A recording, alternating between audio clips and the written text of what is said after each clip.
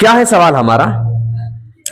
cos x minus sine X upon में 1 plus sign 2x। पहले identity हम जानते हैं।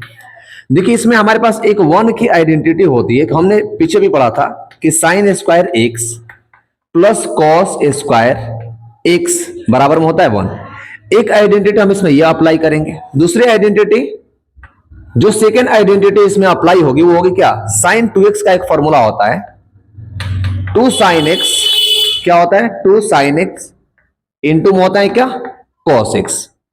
इसी दोनों आइडेंटिटी का इस्तेमाल करके, इन्हीं दोनों फॉर्मूला का इस्तेमाल करके ये हमारा सवाल बनने वाला है।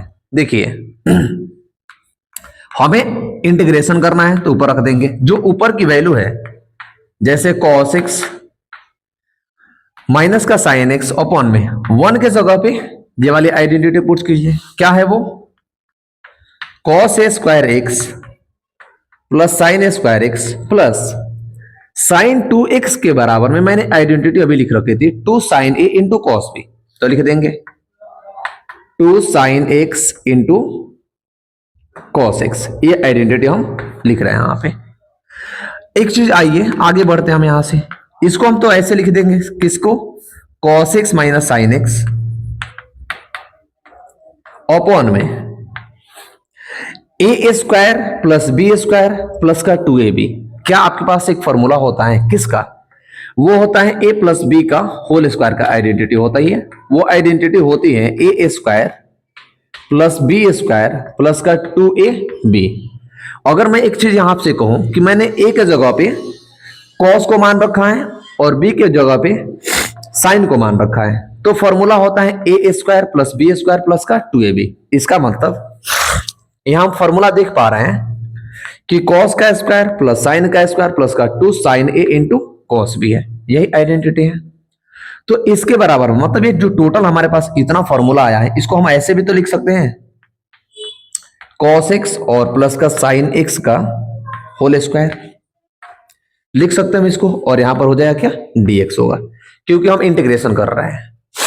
अब एक चीज आप देखिए यहां पे, अगर मैं इस चीज को लेट करता हूं, मैंने पीछे वाले जो लेक्चर्स पढ़े थे, हमने एक सेकंड जो एक्सरसाइज पढ़ा था उसमें ये पढ़ा था कि एक को लेट करने से दूसरा हमें मिल जाता है। तो जब इसको लेट कर लेंगे हम t, तो इसका डिफरेंशिएशन ऊपर प्रेजेंट है तो हम लिख देंगे। तो अगला कंसेप्ट हमारे पास लेट करने का आएगा, उसमें होगा क्या? cos x plus sine x को हमने t के बराबर में लेट किया। अब इनका डिफरेंशिएशन निकालेंगे हम, तो हो जाएगा d cos x प्लस का साइन एक्स अपॉन में dx और बराबर dt की अपॉन में dx। cos का जो डेरिवेटिव होता है वो होता है माइनस का साइन एक्स, साइन का डेरिवेटिव होता है cos x, और यहां पर क्या है? dx और बराबर में dt है। एक चीज यहां पर देखिए, कहीं पर अगर माइनस का साइन एक्स और प्लस का cos x dx दिखे, हम ले लेंगे क्या? dt के बराबर में उसे लेट कर लेते हैं। क्या कर लेते हैं? उसके बराबर में हम पुट कर देंगे।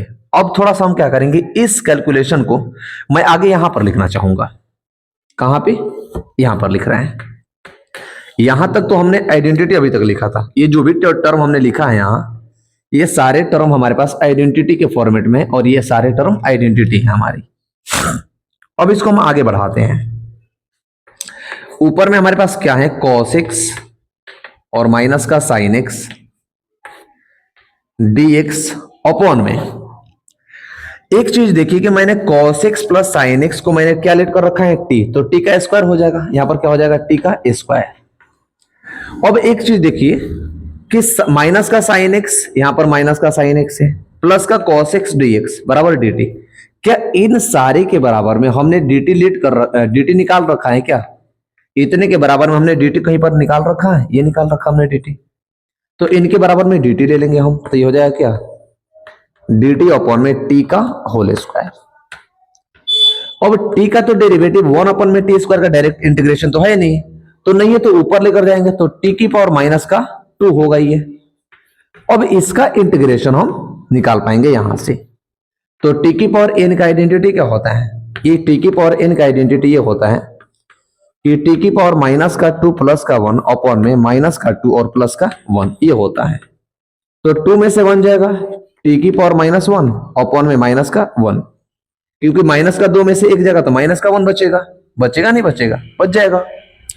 तो क्या होगा, ये टी इनवर्स है तो इनवर्स ये नीचे आ जाएगा, यानी माइनस का 1 मल्टीप्लाई 1 अपॉन में टी और प्लस का सी होगा।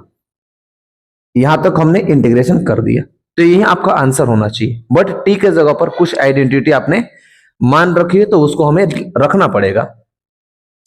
अब यहां हमने देखी तो माइनस का 1 और मल्टीप्लाई में 1 अपॉन में टी क्या है, यहां आइए थोड़ा सा बढ़ जाइए, यहां पे देखिए टी को आपने क्या मान रखा है, cos x plus sine x. तो यहां पर ले लेंगे क्या, cos x और प्लस का साइन एक्स और प्लस का सी होगा, और ये अपॉन में होगा, ध्यान देना ये अपॉन में है। तो 1 अपॉन में माइनस का cos x, ये पूरे का माइनस का 1 अपॉन में cos x प्लस का साइन एक्स और प्लस का सी। तो ये हमारा क्या होगा, क्वेश्चन नंबर 14 का आंसर होगा। अगर आइडेंटिटी आपको याद है तो आइडेंटिटी रख करके आप चीजों को आराम से कर सकते हैं, वहां तक कोई आपको तकलीफ नहीं होनी चाहिए।